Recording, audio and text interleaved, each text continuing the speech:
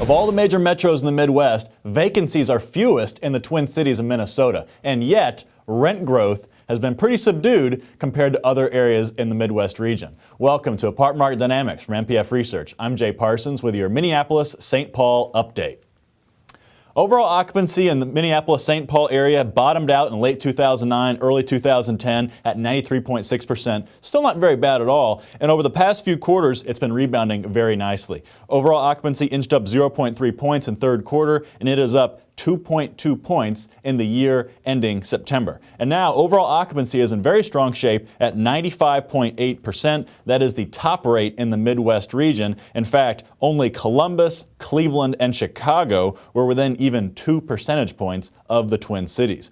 And occupancy rates are in strong shape all across the Minneapolis-St. Paul area. Every submarket logged a rate above 95% as of fall 2010. But, as we alluded to earlier, rent growth has not really followed occupancy growth. Same-store rental rates improved just 0.3% in 2010's third quarter. That is well below the Midwest average of 1.4%. And on an annual basis, same-store rents improved just 0.9% in the Twin Cities, and that is about half the average increase recorded for the Midwest region. And in fact, the other metros that we saw with good occupancy rates as of fall 2010 in the Midwest region, Columbus, Cleveland, Chicago, they all logged annual rent growth around the 3% mark. So, what's going on in the Twin Cities area? Well, for one, this is a market that typically underperforms what the models suggest it should do in terms of rent growth. Historically, rents just haven't climbed very much, even when occupancy rates are tight. But there's little reason for rents not to be climbing. In fact, for the first time since prior to the recession, annual job change was positive in third quarter in the Twin Cities area. And as we said earlier, occupancy rates are strong all across the board, so there's little reason not to improve rents a little more. Now, this is a trend that we see played out in the submarket level, of course. We'll start with South St. Paul, Burnsville. Overall occupancy here is in good shape, 95.3%. That is up 2.5 points annually, and yet same-store rental rates actually declined 1% over the past year. Another one to look at, West Minneapolis, another key submarket. Occupancy there is similar, 95.4%, up 2.1 points annually, and yet same-store rental rates were roughly flat over the past year. Rents grew just 0.4%.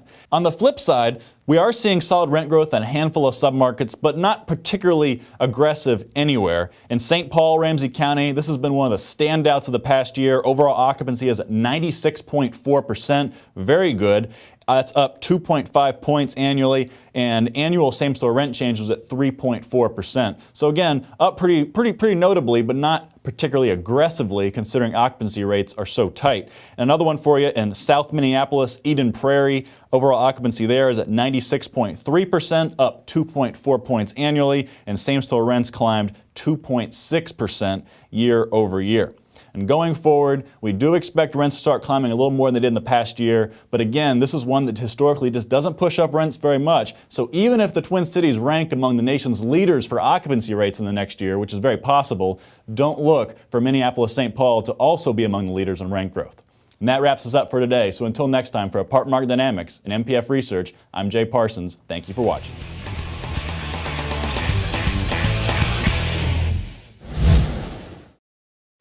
Want more? Go deeper with NPF Research's apartment market reports.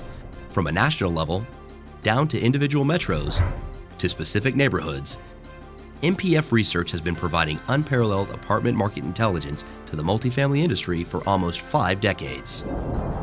Learn more by contacting us at 877-284-4938 or visit www.npfresearch.com and click on Market Reports.